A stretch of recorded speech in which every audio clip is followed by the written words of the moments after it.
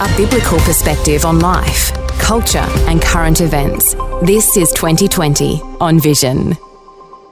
With so many concerns around secrecy and governments rushing through controversial legislation that sometimes changes the cultural makeup of the whole nation, we might be concerned about a lack of transparency.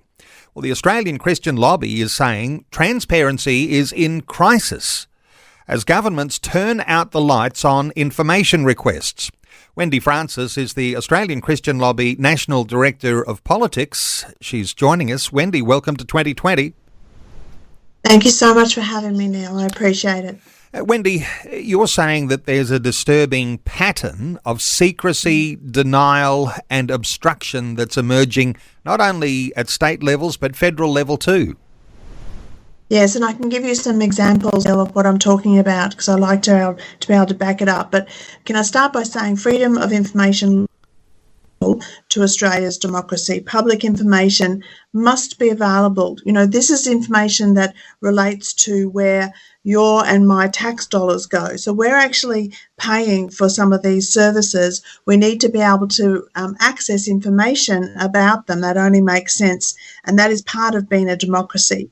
Now, federally, back in 2013, Anthony Albanese at the time was leader of the House, and he introduced legislation to exempt the Department of Parliamentary Services from freedom of information requests, and that's been ongoing. It was meant to be only a short-term thing, but that has remained in there. So we're talking about 11 years.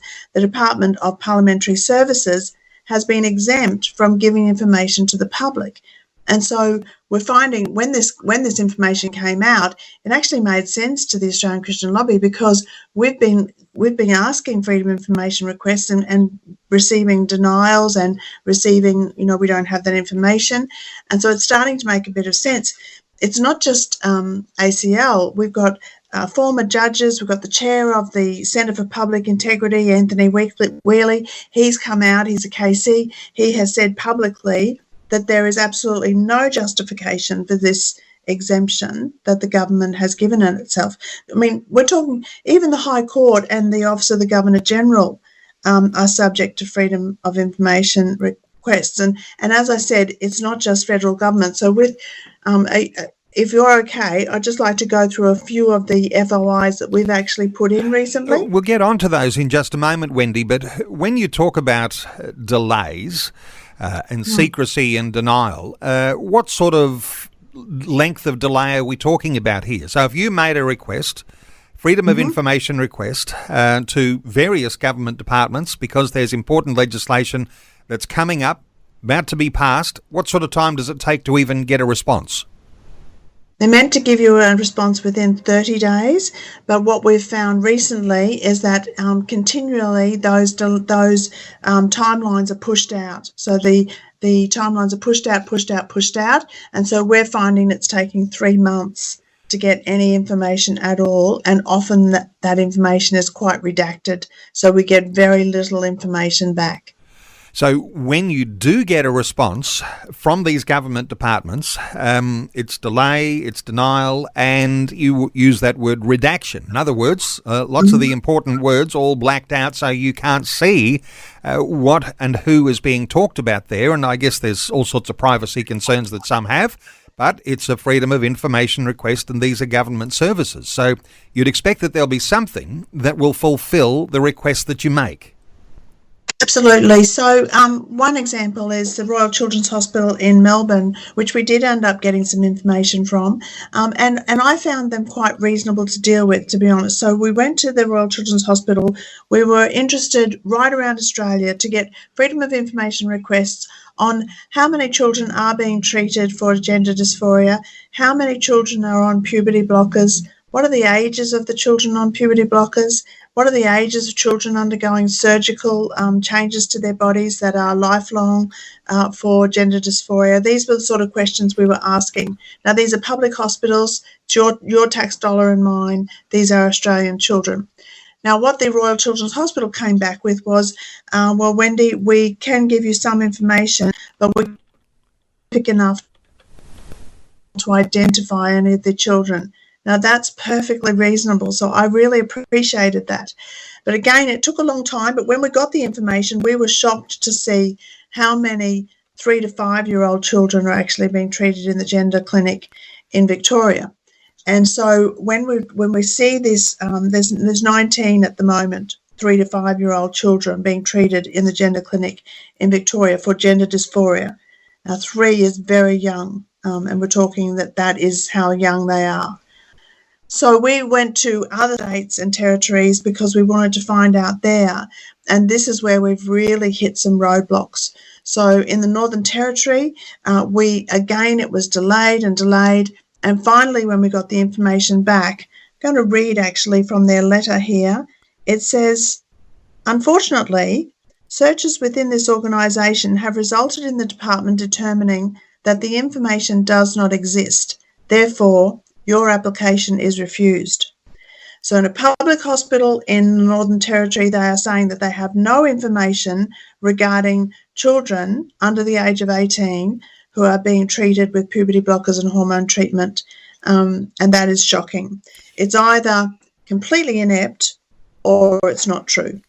Now, I imagine that the people providing the information are bureaucrats or someone who's delegated to be responding to requests. Do you feel as though there is political motivation in that? Because bureaucrats really don't have that sort of power, do they? They're supposed to do what they're asked by law. I absolutely believe there is political interference, and particularly if you move to Queensland then, more than 3 months ago, we applied for the same information in Queensland. Now, Queenslanders will know that there is an election coming up in October, and I am convinced that the delays are that they hope it will just go away before the election, because we've had 2 delays now, and it's reached out to 3 months so far. So we are still waiting on information from the Queensland Department of Health, and I am concerned that political motivation has stopped that from coming through in a timely manner. You say sunlight makes a great disinfectant. A beautiful analogy there, because when it comes to freedom of information, those things that are necessary, sunlight, it does make a great disinfectant, doesn't it? It sure does. And people who operate in dark places fear the light. And we should not have any fear of the light and the sunlight shining in if we are not doing anything that is wrong. So, the freedom of information requests are an important tool that we have as Australians to be able to shine light into some places that might need a bit of sunshine to flush them out, to be honest. Secrecy, the enemy of accountability. I mean, you're old enough to remember when shredders used to be the thing that would happen if there were sensitive documents and these were likely to be leaked, or they were going to go to the media and someone was going to get cast in a bad light. These days, it's probably just as easy as just hitting a delete button. But that secrecy, it is the enemy of accountability for all these departments and our politicians who we vote into power. Right, and that's the power of a democracy. We do have the ability to vote people in and out. Unfortunately, we can't vote in the bureaucracy, so we don't vote in the bureaucrats. We vote in the parliamentarians. But our parliamentarians must be able to be transparent in what they are doing, because they are working for us. We are the ones who have voted them in, as you say, and we are the taxpayers who are paying for these services, and we need to be able to ask questions reasonably. As I showed with the Royal Children's Hospital, they came back, well, we need to be careful that we don't say how many 3-year-olds, 4-year-olds, 5-year-olds, so they've given me between 3 and 5, so that it's harder to actually pinpoint names, and I wouldn't want to do that. But so that they were reasonable in that case.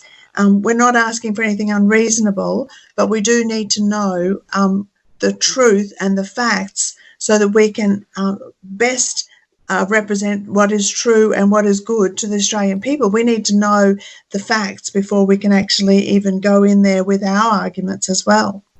Wendy, is there any way you can flex some muscle and call for some level of enforcement here to comply with what ought to be done right? I think Anthony Albanese is under a bit of pressure now, both from us but also from other organisations and individuals, some pretty high individuals, to reverse what he has done federally. And my hope is that through that, the states will also realise that they are on a very thin edge of the wedge if they continue to give us answers such as we got from the Northern Territory saying, sorry, your request is denied because we just don't have the information. As I say, that is either a lie or it is inept, because you have to have information, surely, on the children that you are treating in your gender clinics. And you did mention the Northern Territory, you mentioned the state of Queensland. There's elections coming up in those states. Are they sort of the main offenders right now of withholding this information and redacting those papers? Are they the main ones? And you might assume that with an election coming up, maybe everyone's trying to duck for cover? They are the main offenders. We do have FOIs in WA and also in Tasmania as well, but those organisations so far are sticking to their timeframes, but we're yet to see. But the main offenders are definitely Northern Territory and Queensland, and yes, they're the ones with the elections coming up. Well, Wendy Francis is the Australian Christian Lobby National Director of Politics, and to follow through, to connect with the ACL, their website is acl.org.au, and to follow along issues like this and to hear of concerns about things that don't function in the way that a democracy is supposed to function. acl.org.au. Wendy Francis, thanks so much for letting us in on this detail today on 2020. Thank you for having me, Neil. Thanks for taking time to listen to this audio on demand from Vision Christian Media. To find out more about us, go to vision.org.au.